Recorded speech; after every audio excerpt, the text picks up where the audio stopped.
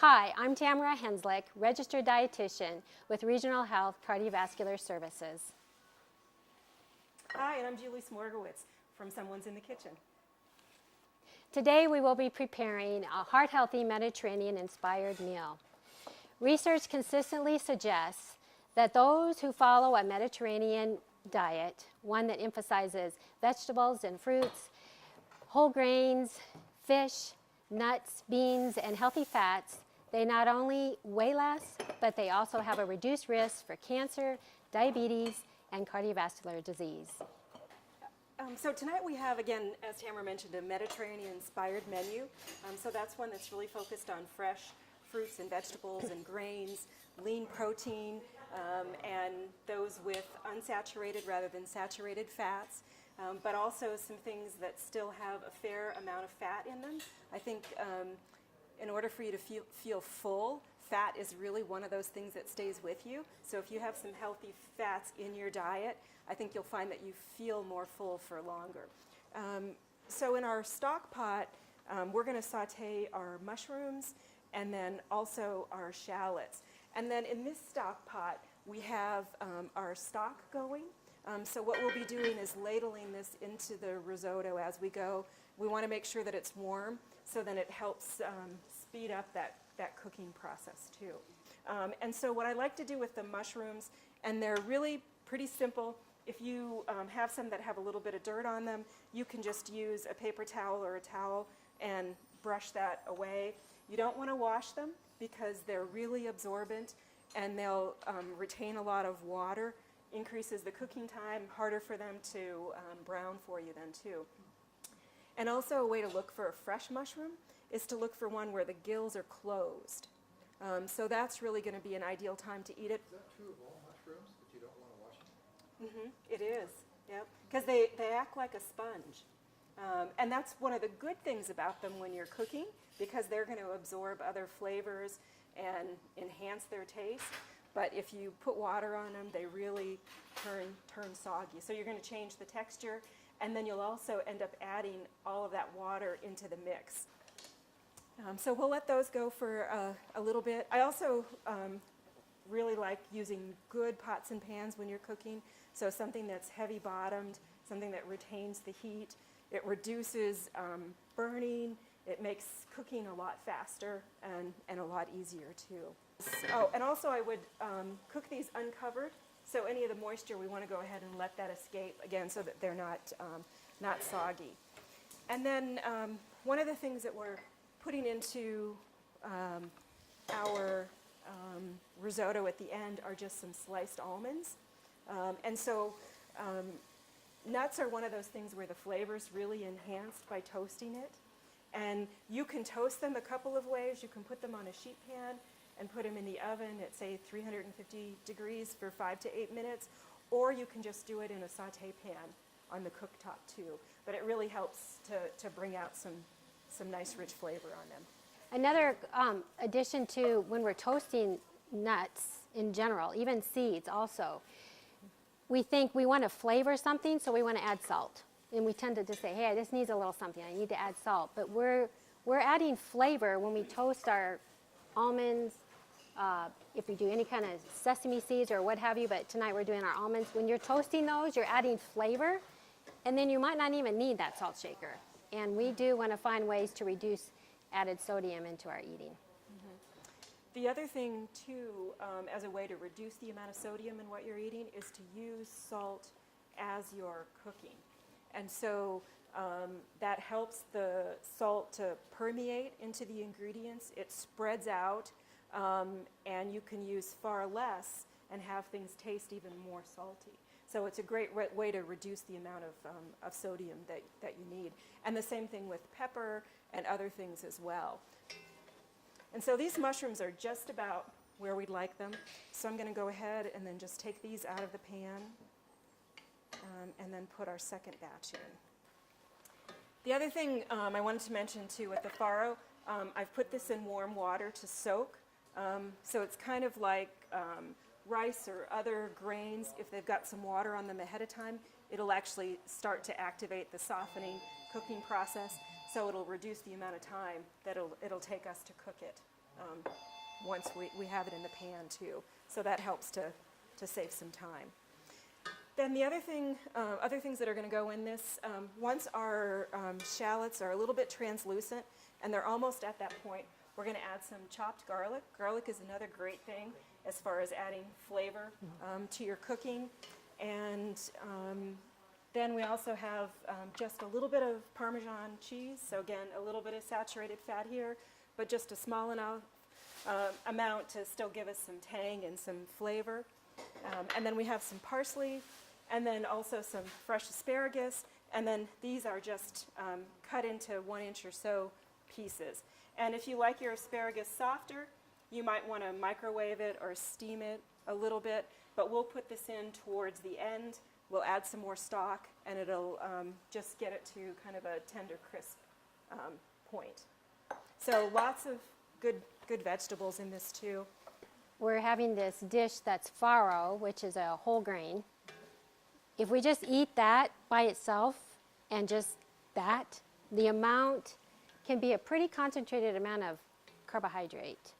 But what we're doing is we're adding quite a few vegetables. We've got our onion and mushrooms, and that's pretty much making that farro go a little longer. You can have a bigger portion of that dish just by adding those. We call them non-starchy vegetables. I'm just going to drain this quick. Farro is a whole grain. We are used to hearing about whole grains, brown rice, oatmeal, those are sources of whole grain, but farro is an ancient grain. You've heard of ancient grains before? And ancient grains, for instance, quinoa, millet, those are words out there, or whole grains that are called ancient grains, meaning those are grains that have, it's loosely defined, have been unchanged over from the past several hundreds of years. The other thing that we're having as far as our protein tonight is salmon. And this is a wild-caught sockeye salmon. We're going to make a little bit of a pesto. And if you want, you can also buy a pesto, and you can have a pesto that has slightly different ingredients. But this is really just going to be sun-dried tomatoes and basil. And just to help with the blending process, we're going to just mince this a little bit. And then we also have some sun-dried tomatoes. These were packed in olive oil. You could also use dehydrated sun-dried tomatoes and then just mince those and hydrate them so that they're not going to be too tough or chewy when you cook them, but more tender. And then we'll just press the pesto into our salmon. Salmon is an excellent source of omega-3 fatty acids, which functions to lower triglycerides and decrease inflammation, and it even helps make our plaque less sticky. So tonight we have we chose salmon because of its high content of the omega-3 fatty acids. And so this is a tomato mint cucumber salad. So again, something super fresh, really easy to do too. So we just have some cucumbers, and if you don't like the peels, you can peel them if you want. You can slice them, you can put them in chunks, whatever your preference is. And then tomatoes, these two are organic, and you know, they'll taste better if they were summer tomatoes, but they're still, I think, really nice. And then I have kind of a mixture of cherry tomatoes, and kind of my rule of thumb on whether they're whole or whether they're cut. But if you can put one in your mouth comfortably and eat it, then it's small enough. If they're bigger than that, then it's good to cut them in half because it's challenging to cut a cherry tomato on your plate, and you don't want to put a whole one in your mouth if you can't handle it. So there's a couple of those we'll cut, and then otherwise the rest of these are pretty much ready to go. So we'll put those in your bowl, and then we have some chopped parsley again too. So we'll just add that. This is organic too. And then I have a shallot instead of red onion, but you can use either one. Again, it adds a little tang, a little bit of flavor, and another texture. And then mint. And mint, like the basil too, will also turn brown on you. So you can take the stems off, but you'll want to wait to chop it up until you're ready to use it. Looking good? All right, and so we're going to use the immersion blender again. This is, again, a great tool.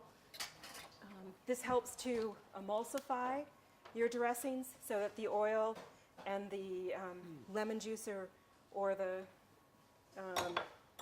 Acid. vinegar Yep. stay together. And it doesn't take very long, but just a minute or two, and it'll stay together. So I'm going to go ahead and put about half of this in here, and we're going to go back and forth. As far as dressing it too, the acid will break down your vegetables or your fruit or whatever it is that you put them on. And so I would recommend not dressing it until you're ready to serve it. Otherwise, your vegetables can get mushy. The water will come out of them as well, in part because of the salt that's in there. But again, if you're entertaining, you could do this step, be ready to go, and then just add your dressing and toss it at the very end. The other thing that you can do if you wanted is add bell peppers to this. Green ones or yellow or orange or red, and they would help to add, again, another texture, some other color, and still be very healthy for you. What do we see here? We have asparagus, mushrooms, tomatoes, cucumber, onion, parsley, basil, garlic, a long list of vegetables. All of those are, and then the grains would be where it's plant foods, and really that Mediterranean inspired is a very plant-based type of eating plan. Yeah, it definitely is. And things with lots of color, still lots of flavor, and lots of freshness. 15 minutes in the oven, 20 minutes. Not a very long time in the oven. 375. Now again, if I were doing it at home and I wanted something more in a medium level, I would probably cook it at 425. So it sears more on the outside and still is going to be less cooked in the inside. And then this has, a pretty healthy portion size. I think one of the things too is if you are trying to eat healthier and lose weight, it's important to still be full and to eat a lot of food. So if you can eat things that are low density in terms of calories, you can get that volume without all the The calories. additional calories. Risotto. And you can either add the parsley before, and the same thing with the almonds. You can do that at the last minute in there, or put it on your plate. But then you've got a pretty good portion size. You've got a lot of color. Yep. So we've made our delicious food. We want to plate our food, and when we think about the appropriate portion size, we have 1/4 of our 9-inch plate being protein, our salmon, and then we have almost half our plate is vegetables. Our risotto, which is a grain, it's about 1/4 of our plate, and we've kind of extended that risotto by adding those mushrooms. So in a way, we're looking at a very healthy, kind of calorie-controlled eating plan, high fiber. It's going to make us feel totally satisfied, where half our plate is vegetables, 1/4 is lean meat, and then 1/4 of that is a whole grain, a perfect meal that would be a Mediterranean, part of a Mediterranean eating plan. And then obviously, when we when we eat a meal, we're drinking appropriate beverage, and instead of a sugar-sweetened beverage, we have even with water is the beverage of choice, but then having it being an infused water where we have cucumber slices here, but any type of herbs or fruit or vegetables can be helping flavor that water, and we're having an appropriate beverage to drink with our beautiful meal.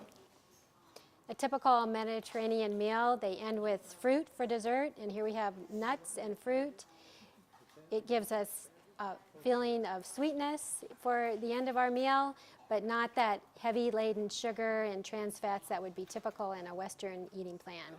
So the Mediterranean diet, a diet of whole non-processed foods, is the ideal eating plan full of health-promoting nutrients.